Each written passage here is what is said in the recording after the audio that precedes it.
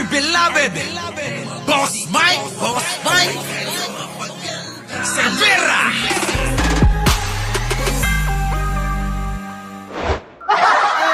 Eto na mga kababayan. Dinggin naman po natin, ang panig, ni Gretchen Barreto. Eto na. Gretchen, pasok!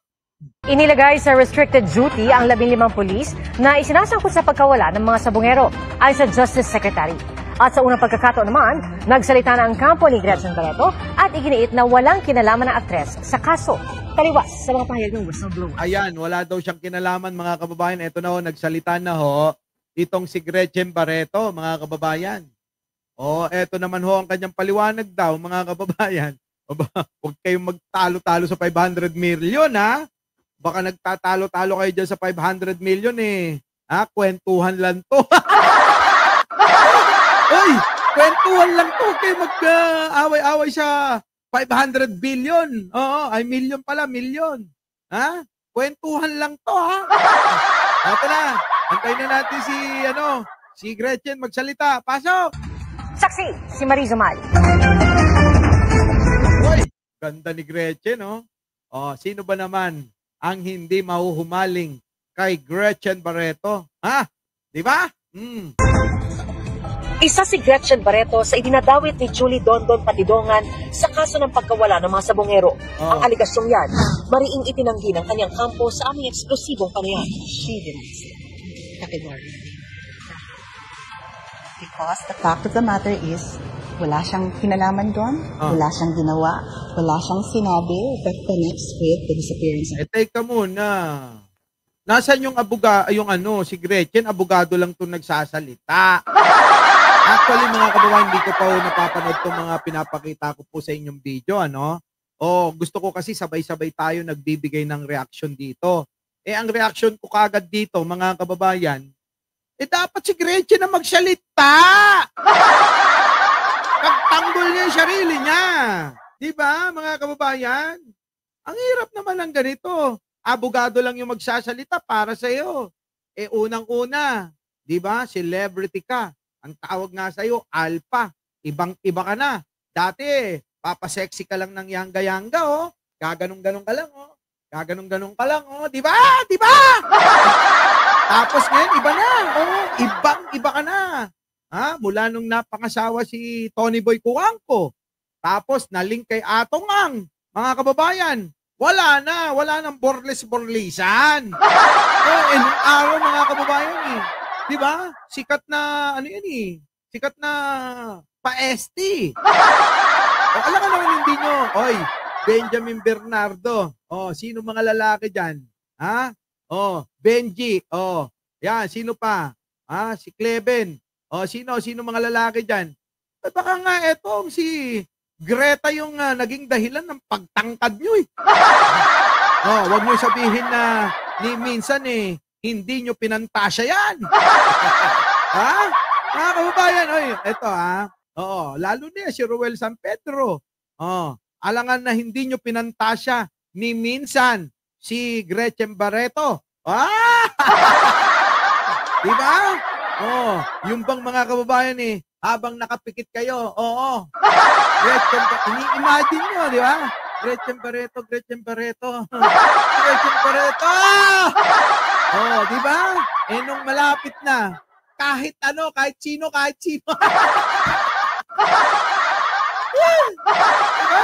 Diba mga kababayan? Ay, nako. Diba, kahit sino. Kahit aso. Yung iba nga, kambing kahit kambing, yung iba tinira Yan mga kababayan, bastos. Sorry sa mga dyan Pero real talk yun, mga kababayan, ayan, nakaka-relate yung tawa ng tawa. At tandaan nyo yung mga tawa ng tawa dyan, relate na relate yan. Diba? Ito na.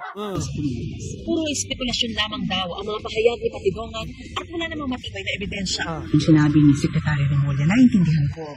Nang ibig lang niyang sabihin na tinuturing niyang suspect si Ms. Gretchen Barreto ay dahil siya'y pinalanganan ng whistleblower.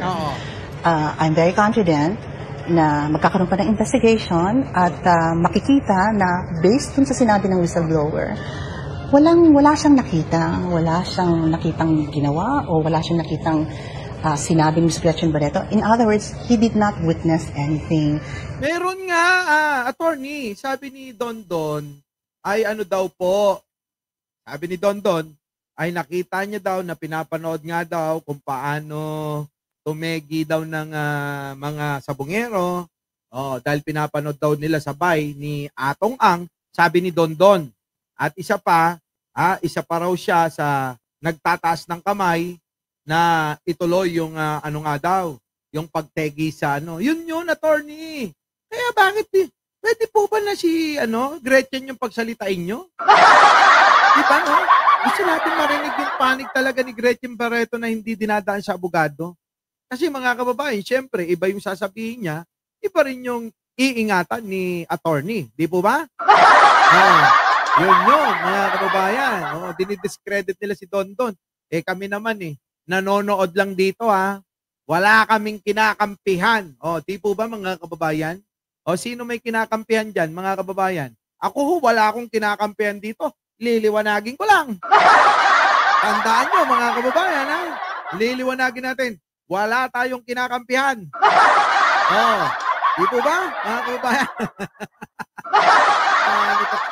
So yan, mga kababayan, tuloy-tuloy ang mga pagtanggi netong si Gretchen Barreto.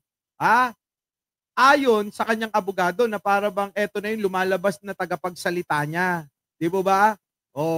Eto daw po ang tagapagsalita na ni Gretchen Barreto. Diba? Yun, mga kababayan. Hintayin natin, Kasi mga kababayan, ganun lang ang gagawin. Itatanggi, pasisinungalingan, ididiscredit, hindi totoo. Sasabihin naman ni Dondon, hindi, totoo, nandun ka. Nanood ka pa nga ng video habang kinakatay itong mga sabungero. Mga kababayan ko, saan kayo, mga kababayan? Kaya hintayin natin dito. Diba, Roy Perez? Our beloved Boss Mike Severa.